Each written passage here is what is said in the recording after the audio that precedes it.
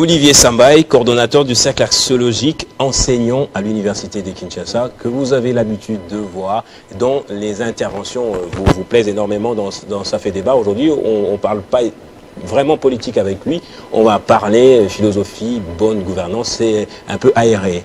Olivier Sambaye, quel plaisir de vous revoir une année après dans Kindirect. Bonsoir, bienvenue. Merci beaucoup de l'invitation. L'honneur est pour moi d'être encore présent ce soir pour parler encore de la philosophie, philosophie encore, philosophie toujours.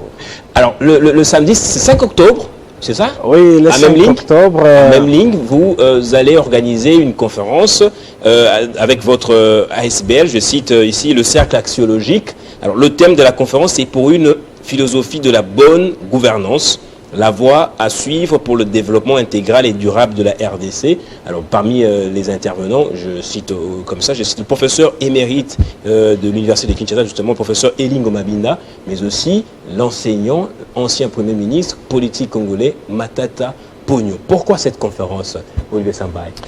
Eh bien, comme je l'ai toujours dit, vous le savez très bien, plusieurs fois dans mes interventions, il a toujours été question de la philosophie. Il a toujours été question des valeurs, il a toujours été question de l'éthique, il a toujours été question de l'alliance entre la science et la politique. Parce que le problème africain, en général, c'est le problème où nous sommes en difficulté, en l'inadéquation totale entre la théorie et la pratique. Parce que nous formons beaucoup plus de diplômés. Il y a beaucoup de savants, beaucoup d'érudits en Afrique dans tous les domaines de la science, mais l'Afrique peine à décoller. En général, mais en particulier, c'est notre propre pays, la République démocratique du Congo. La gouvernance, aujourd'hui, nous avons célébré cette année la 64e année depuis que nous avons accédé à l'indépendance. Cette année, c'est la 70e année depuis que l'université a été créée en République démocratique du Congo. Mais au regard de tout ce que nous produisons comme pensée, au regard de tout ce qu'il y a comme penseurs, qu'est-ce qui fait que les choses vont mal? Qu'est-ce qui fait que les choses ne se transforment pas? Pourquoi est-ce que nous avons dégringolé? Et depuis qu'on a dégringolé, jusqu'à aujourd'hui, on ne prend pas de l'élan, on ne décolle pas. Après un diagnostic, analyse approfondie de la question, on se rend compte que c'est parce que la philosophie est placée dans le placard, la philosophie est oubliée. La philosophie est oubliée non pas seulement au Congo, non pas seulement en Afrique, mais dans le monde entier. Regarde aujourd'hui la dérive quasi totalitaire dans le monde avec la dépravation de mœurs, avec la politique qui devient beaucoup plus centrée sur les intérêts personnels et non les intérêts de la population. Ce qui fait qu'à un certain moment, en tant que philosophe, je réfléchis, je mets en place avec les amis l'ASBL cercle axiologique. Quand on dit axiologie, vous comprenez qu'il s'agit certainement des valeurs. Parce que les valeurs, c'est ce qui nous manque, les valeurs morales, pour que ceux qui accèdent à la gestion de la chose publique s'ouvrent à une volonté de faire en sorte que la population vive comme il se doit. Offrir à la population la meilleure des vies possibles. C'est ça même la finalité de l'agir politique. Alors, Olivier Sambaye, c'est vrai que le tableau que vous présentez de la RDC est tout à fait, je dirais, écœurant. Ça choque plus d'un esprit. Il y a beaucoup de penseurs, d'écrivains, de romanciers, des philosophes qui ont écrit cela à travers des livres, etc. Alors aujourd'hui, vous voulez bien en parler dans une conférence. Je comprends bien, vous avez un philosophe, professeur Ngomabinda, mais Matata Ponyo, ce n'est pas un philosophe. Pourquoi lui? Bon, le thème, c'est pour une philosophie de la bonne gouvernance. La voie à suivre, il y a un sous-thème, la voie à suivre pour le développement intégral et durable de la République démocratique du Congo. Alors, pourquoi est-ce que je fais appel? Nous avons Vous fait pensez appel, que c'est un modèle de la bonne gouvernance, Matata Ponyo? Pourquoi nous avons fait appel à M. Matata Ponyo? Parce que c'est dans un cadre purement scientifique.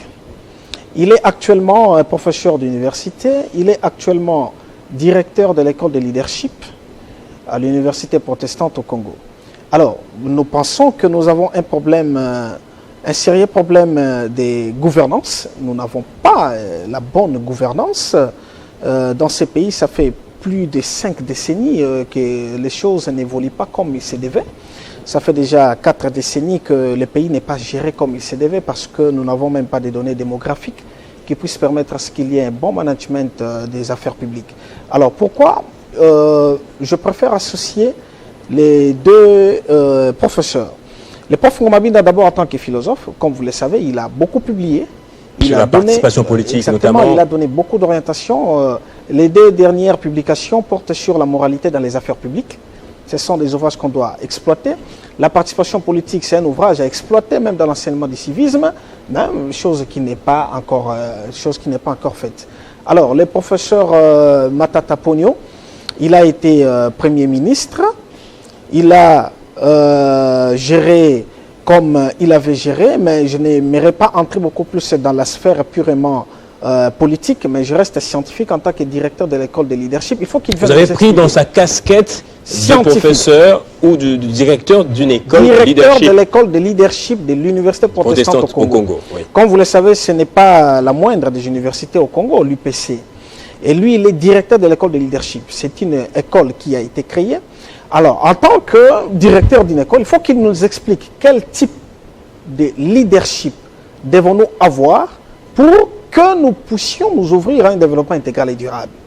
Et au travers de la philosophie qui sera présentée, les propositions qui seront proposées par les professeurs Ngomabinda, au travers de considérations scientifiques du point de vue de la du leadership que le professeur Matata Ponyo va présenter, le cercle axiologique va récupérer pour en faire un mémo et faire les lobbying auprès des instances décisionnaires afin que nous soyons en mesure de nous ouvrir au développement intégral et durable. Parce que nous avons un problème éthique et qui engendre les problèmes de leadership. Parce que le leadership est souvent tourné vers le soi. Mais le leadership, ce n'est pas une question morale. Hein? On peut bien être un leader, pas totalement quelqu'un de très moral. Bon, dissocier le leadership à la moralité n'est pas une bonne chose en soi parce qu'un leader, c'est quelqu'un qui est rempli de l'altruisme. Un leader, c'est quelqu'un qui ne pense pas soi, qui pense beaucoup plus pour les autres, qui s'évertue à amener les autres à la transformation, au changement et au développement. Alors, celui qui pense pour soi-même n'est pas un leader, c'est juste un égoïste.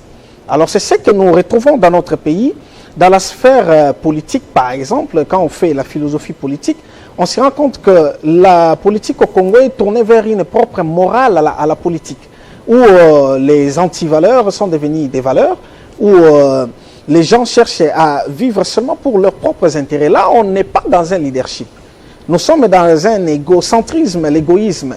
Les gens pensent seulement pour eux-mêmes et oublient la population. Parce que si on passait pour la population, la situation actuelle de notre pays, avec tous les projets qu'il y a, avec tout ce que le gouvernement actuel a présenté comme tableau de projets, si nous ajoutons seulement une dose éthique, si nous nous ouvrons à un modèle de leadership centré, orienté vers la transformation, le leadership transformationnel tel que nous le prenons aussi au sein des cercles axiologiques, le pays va totalement se développer. On n'aura pas besoin d'ajouter d'autres projets avec les mêmes projets. Parce que le problème en ce moment-là serait quoi? Tous les politiques travailleraient pour le développement du pays. Ils vont s'ouvrir à ce que j'appelle la téléologie de l'agir politique.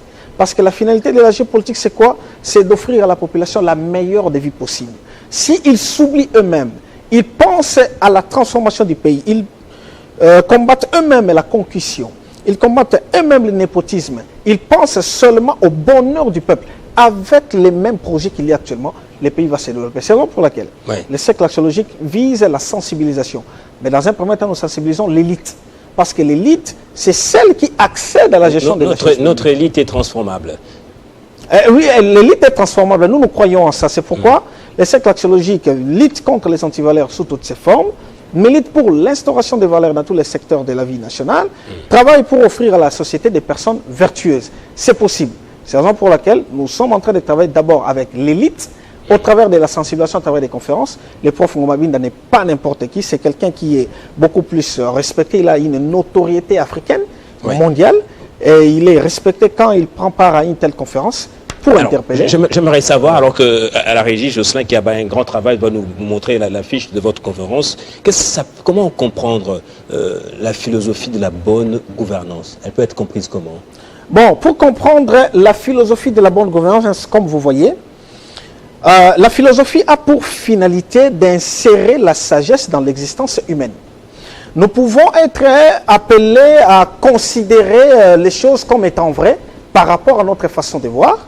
Quand on analyse les choses, et on pourrait se dire que non, voilà, la façon de faire la politique au Congo, c'est la meilleure façon de faire. C'est-à-dire, je prends un poste ministériel et je vise à transformer ma famille, à transformer mon clan. Et voilà, il y a des soulèvements, il y a des rassemblements dans la tribu, dans les villages, en province, et on remercie les chefs de l'État pour avoir nommé l'un de leurs. Et tout le monde aspire à un changement de la vie parce que quelqu'un a accédé à une fonction politique et il va leur offrir le bonheur. En ce moment-là, ce n'est pas la finalité de l'agir politique de penser seulement pour sa propre famille. La philosophie de la bonne gouvernance voudrait assez que les gestionnaires de la chose publique s'ouvrent à la raison, s'ouvrent aux vertus. Nous rentrons sur la pensée philosophique de Platon. Tous ceux qui ont fait les sciences politiques, tous intellectuels avérés connaissent l'importance de la pensée politique de Platon et d'Aristote. Platon dit ceci: pour qu'une société soit juste et prospère, il faudra que les philosophes soient rois et que le roi soit philosophe. Cela veut dire quoi? Que tous ceux qui sont dans la gestion de la chose publique doivent s'ouvrir à la raison, doivent être des personnes compétentes, doivent être des personnes ouvertes aux valeurs, doivent être des personnes remplies de bonnes moralités, qui doivent à tout moment s'oublier pour offrir à la population la meilleure des vies possibles. J'illustre. On décaisse les fonds, par exemple, pour l'érection d'un pont qui pourrait relier deux villages.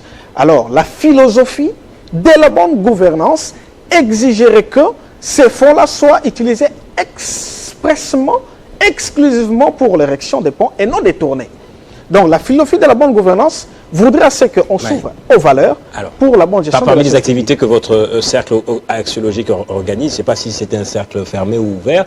Ouvert, à tout le monde. D'ailleurs, c'est un cercle qui concerne tout le monde. Alors, vous accompagnez, je ne sais pas si c'est de l'accompagnement, mais vous êtes toujours là derrière ce que fait l'IGF qui fait la patrouille financière, qui traque les détourneurs d'argent. Vous avez organisé très récemment une conférence avec un des membres de cette organisation. Mais pourquoi soutenez-vous l'IGF?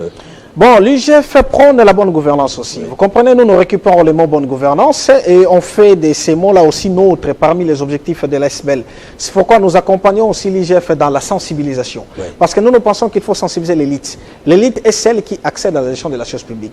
Il faut qu'elle soit transformée, qu'elle s'ouvre aux valeurs. Là, ce que vous voyez, ce qui est montré, c'est une conférence organisée avec l'IGF. C'était dans la sensibilisation sur le détournement et la corruption. Oui. Nous les avons considérés comme étant les principaux mots qui freinent le développement du Congo. Alors, qu'est-ce qu'il fallait faire?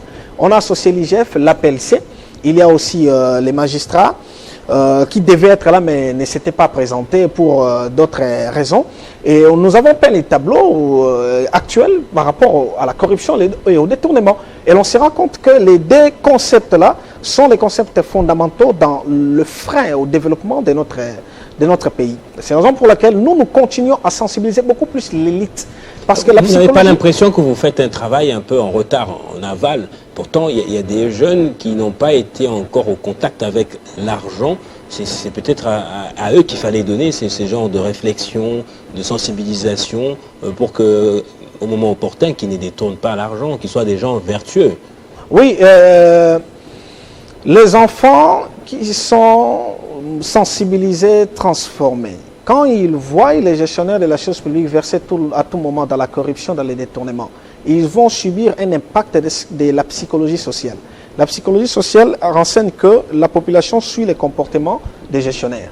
Si les gestionnaires continuent à détourner, ceux-là, quelle que soit l'éducation, ils vont suivre l'influence du comportement des gestionnaires. C'est la raison pour laquelle, une fois l'élite se transforme, voilà que la jeunesse commencera à pointer du doigt positivement pour dire que j'aimerais être comme X, comme Y, qui se distingue par sa façon de se comporter. Comme on dit, les enfants copient souvent les comportements des parents. Et les enfants dans la société, c'est le peuple, c'est la population. La population suit les comportements des gestionnaires. C'est pourquoi nous visons d'abord l'élite. C'est la méthode pyramidale. Si la tête est transformée, c'est tout le corps qui suit, le système nerveux tout repose sur la tête. Alors, pour terminer, dernière question. Votre conférence a lieu dans quelques jours, dans une semaine pratiquement. Comment faites-vous pour sensibiliser les Quinois qui nous suivent à venir participer? Et quelles sont les conditions de participation alors? Bon, le cercle axiologique, fondamentalement, c'est la philosophie. Hein. Les philosophes sont habitués à ne pas exiger beaucoup de choses pour prendre part à leurs enseignements. Et comme vous le savez, Socrate donnait ses enseignements gratuitement. Ouais. Et les sophistes faisaient payer trop cher leurs enseignements. La conférence, l'accès est libre. Toutes nos conférences que nous organisons, l'accès est gratuit.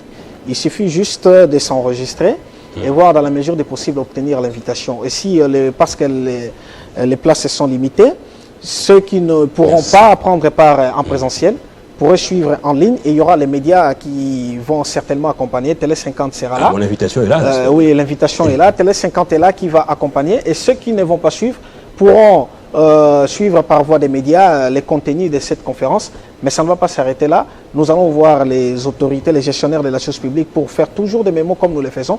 Et il y en a beaucoup. Hein. Certains lisent nos notes techniques dans des différents bureaux. Et dans la mesure du possible, on espère qu'ils vont s'ouvrir à la raison pour nous appeler afin de pouvoir clarifier des choses. Merci beaucoup Olivier Sambaye, coordonnateur du cercle axiologique et enseignant à l'Université de Kinshasa. Merci d'être passé. Merci beaucoup, cher Gaëtan, pour l'invitation.